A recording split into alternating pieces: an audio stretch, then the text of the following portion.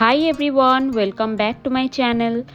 এখন ঘড়িতে সময় হচ্ছে সকাল 9টা আর আমরা প্যাংগং ছেড়ে বেরিয়ে পড়েছি হানলে যাওয়ার উদ্দেশ্যে।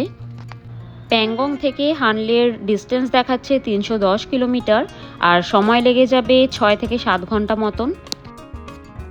প্যাংগং লেক এতটাই বড় যে প্যাংগং থেকে হানলে যাওয়ার যে রাস্তাটা রয়েছে তার 30 মিনিটস পর্যন্ত আমরা প্যাংগং লেকের পাশ দিয়েই এখনও যাচ্ছি। দূরে পাহাড়গুলোতে বরফ জমে আছে। এখন এপ্রিল মাস, আর এপ্রিল মাস হচ্ছে লাদাখ আসার জন্য বেস্ট টাইম। আপনি বরফও পাবেন আর জলেরও কোনো প্রবলেম থাকে না। এই যে দূরে পাহাড়গুলো দেখতে পাচ্ছেন, আমি জুম করে দেখাচ্ছি। এখান থেকে কিন্তু আনঅফিশিয়ালি চায়না স্টার্ট হয়ে যাচ্ছে।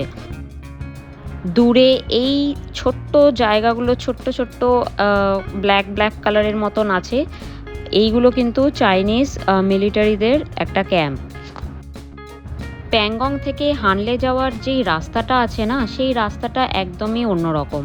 মানে এইখানে রয়েছে মরুভূমি, তার সাথে পাহাড়, তার সাথে নদী, আর পাহাড়ের ওপর বরফ, আর পাহাড়ের বিভিন্ন রকমের শেড আপনারা দেখতে পাবেন। হানলে পৌঁছানোর আগে এই জায়গাটির সম্বন্ধে আমি কিছু বিশেষ কথা বলতে চাই, যেগুলো হচ্ছে হানলের একটি বিশেষত্ব রয়েছে। হানলে হচ্ছে লাদাখের একটি রিমোট ভিলেজ, আর এই ভিলেজে আকাশ কিন্তু পরিষ্কার থাকে সারা বছরে 250 থেকে 300 দিনের মতো আকাশ পরিষ্কার থাকে। তো এত ক্লিয়ার স্কাই থাকার জন্য যারা স্টার গেজার আছে, যারা স্টার গেজিং করতে ভালোবাসে, তারা এই হানলেকে বেছে নেন মিল্কি ওয়ে দেখার জন্য। তো এখানে নাকি খুব সুন্দর মিল্কি ওয়ে দেখা যায়। তো আমিও এই জায়গাটিকে এই জন্যেই বেছে নিয়েছি। অনেকেই লাদাখে প্যাংগং পর্যন্ত এসে ওনাদের ট্রিপ শেষ করেন। আমি আপনাদের বলতে চাই যে লাদাখে প্যাংগং পর্যন্ত এসে তারপরে আপনারা আরও একটু দূরে হানলে আর তারপরে সমরিরি, এই দুটো জায়গা কিন্তু অবশ্যই ভিজিট করবেন, কারণ এই দুটো জায়গা একদমই অন্যতম আর একটু দূরবর্তী স্থানে অবস্থিত। বাট এই জায়গায় এসে কিন্তু আপনারা ডিসঅ্যাপয়েন্টমেন্ট থাকবে না। আর এই হানলেতেই কিন্তু রয়েছে ইন্ডিয়ার উচ্চতম অ্যাস্ট্রোনমিক্যাল অবজারভেটরি, আর তার সাথে রয়েছে গামা রে টেলিস্কোপ। এই গামা রে টেলিস্কোপ হচ্ছে একটি স্ট্রং অ্যাস্ট্রোনমিক্যাল ইনস্ট্রুমেন্ট, যার দ্বারা ব্ল্যাক হোল থেকে শুরু করে বিভিন্ন রকম নক্ষত্র গ্যালাক্সিদেরকে পর্যবেক্ষণ করেন আমাদের বৈজ্ঞানিকরা। আর আমি আগেই বলেছি, এপ্রিল মাস হচ্ছে লাদাখ আসার বেস্ট টাইম, কারণ এই মাসে আপনি এখানে এলে পাহাড়ের ওপর যে বরফ থাকে সেই বরফ আপনারা দেখতে পাবেন।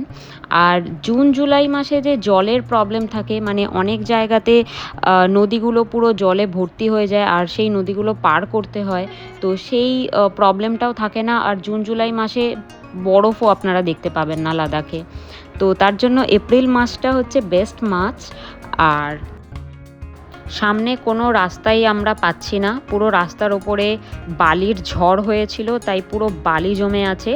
আর বালির ওপর দিয়েই আমাদের গাড়ি যাচ্ছে, ভালোভাবে যেতেও পারছে না, স্কিড করছে। আর এটাই হচ্ছে লাদাখ, এটাই হচ্ছে হানলে। পাশ দিয়ে যে নদীটা বয়ে যাচ্ছে এটা হচ্ছে ইন্ডাস রিভার, মানে সিন্ধু নদী। তো এই নদীটা পুরো অনেকটা অংশই আমাদের সাথে সাথে চলবে।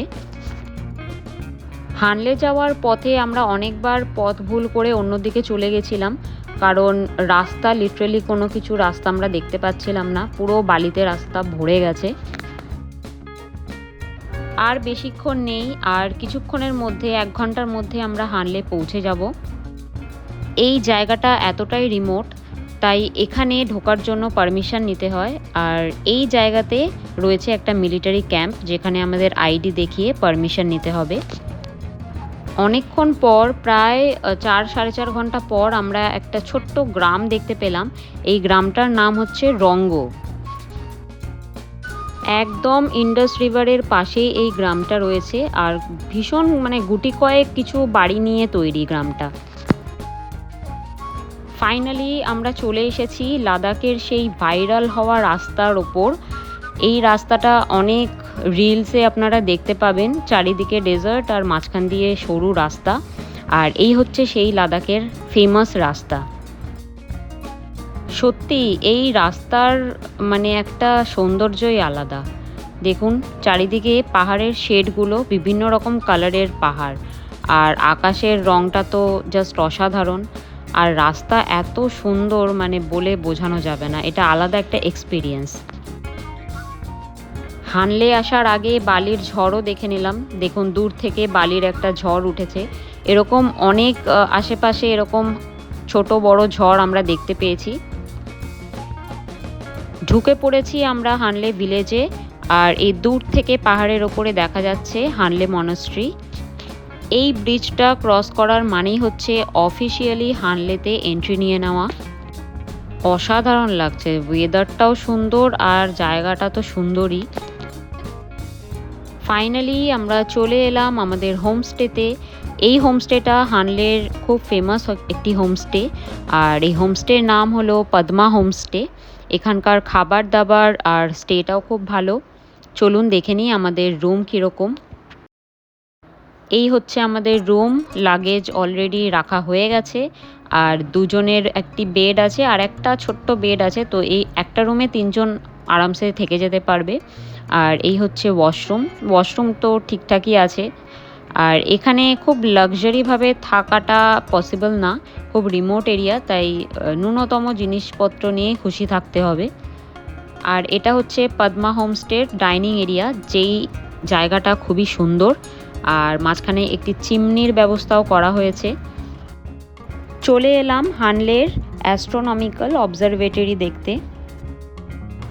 এখন ঘড়িতে সময় বিকেল 4টে, আর আমরা এখন হেঁটে হেঁটে চলে এসেছি অবজারভেটরি দেখতে। হেঁটে হেঁটে ঠিক না, হোমস্টে থেকে গাড়ি নিয়ে আসতে হবে। একটি পাহাড়ের ওপরে অবজারভেটরিটা আছে, তো দেখা যাক অবজারভেটরিতে কি কি রয়েছে। ইন্ডিয়ার হাইয়েস্ট অ্যাস্ট্রোনমিক্যাল অবজারভেটরির সামনে আমরা এখন দাঁড়িয়ে রয়েছি, ভীষণ এক্সাইটেড। তো আসুন ভেতরে গিয়ে দেখি কি কি আমরা দেখতে পাই। অবজারভেটরির ভেতরে এরকম সিঁড়ি করা আছে, তো সিঁড়ির ওপর দিয়ে উঠে আমাদের টেলিস্কোপের কাছে যেতে হবে।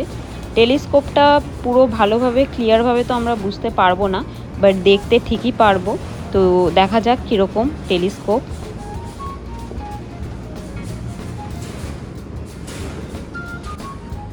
এটাই হচ্ছে এখানকার টেলিস্কোপ, আর বিশাল বড়, মানে জাস্ট ভাবা যায় না এত বড় টেলিস্কোপ।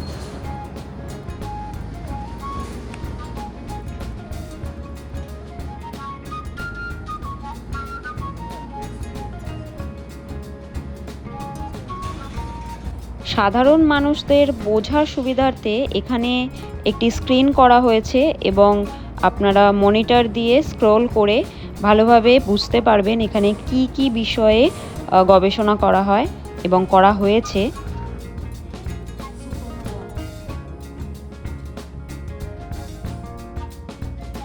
এইটাই আমি তোমাকে গতকাল ওপেন ক্লাস্টারই বোধহয় দেখাচ্ছিলাম।